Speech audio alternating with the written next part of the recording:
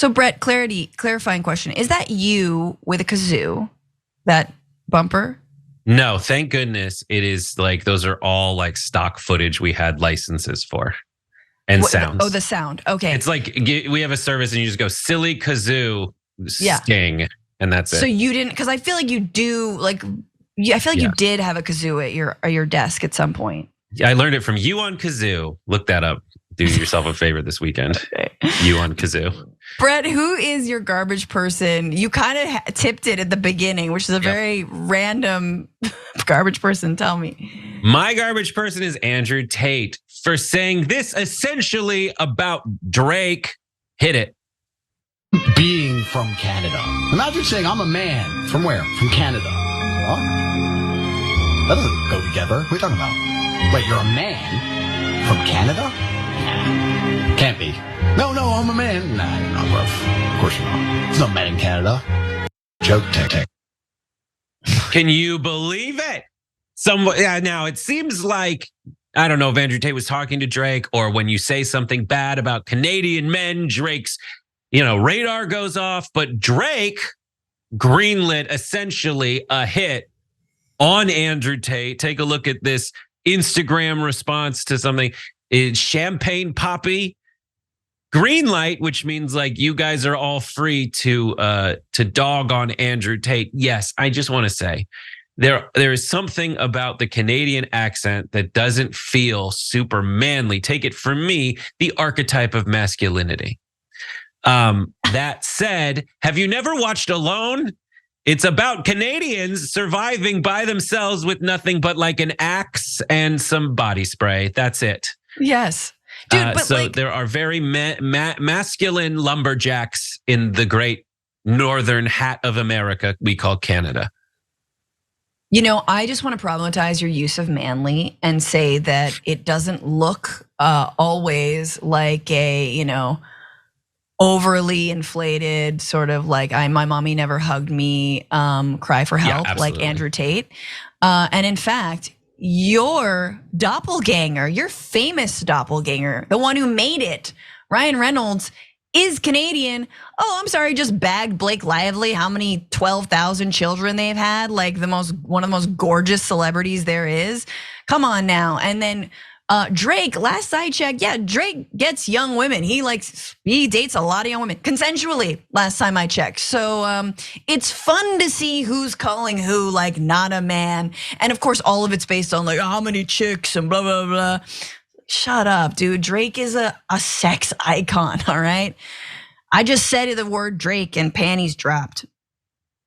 I felt. Who's your garbage person? Who's my garbage person? Oh, I'm bringing it back to. The story of the week, of course, which is all the violence in the Middle East. And my garbage person is former Israeli Prime Minister Naftali Bennett, who got angry at a Sky News reporter for asking him about civilian casualties. And this is how he responded. And what about those Palestinians in hospital who are on life support and babies and incubators whose life support and incubator will have to be turned off because the Israelis have cut the power to Gaza? Are you seriously keep on asking me about Palestinian civilians? What's wrong with you? Have you not seen what happened? We're fighting Nazis. We've already distinguished between Hamas and the Palestinians. I'm asking you very directly. What do you want to ask? Is going to be done to make sure that those innocent people don't get killed as innocent Jewish people were killed on Saturday? Well, we're going to target Hamas, and we're telling Hamas that if you use anyone as your human shield and you're going to shoot at us using human shields, that it's their responsibility. Right, so blaming civilians for their own death. Again, with the human shield thing is so ridiculous. The children being pulled out of rubble right now. Are there just like 10 terrorists around them who were holding them?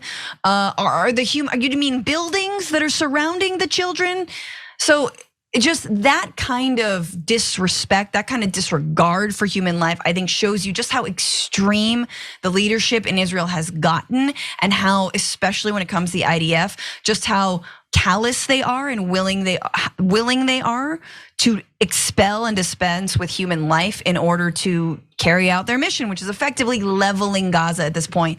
It is a perfectly legitimate question. The international community is asking you that, and you get mad at it. So honestly, that is my garbage person for the week. And with that downer, should have gone first. I send everyone off to go after it to a very a heavy week, and everyone stays here. Let's do the sign off. Brett, thank you so much. Your guys' garbage person. We can do their garbage person. In fifth, oh my God, I forgot. George you Santos. Do it. Last place, George Santos for scamming even more people. Greg Gutfeld in fourth place for calling for a civil war. In third place, we've got Trump for his Nazi-style statement on migrants. In second place, we've got Tommy Tuberville for still holding up military appointments. And finally, GOP for blaming Biden on the Israel-Hamas conflict. There you go, 47%.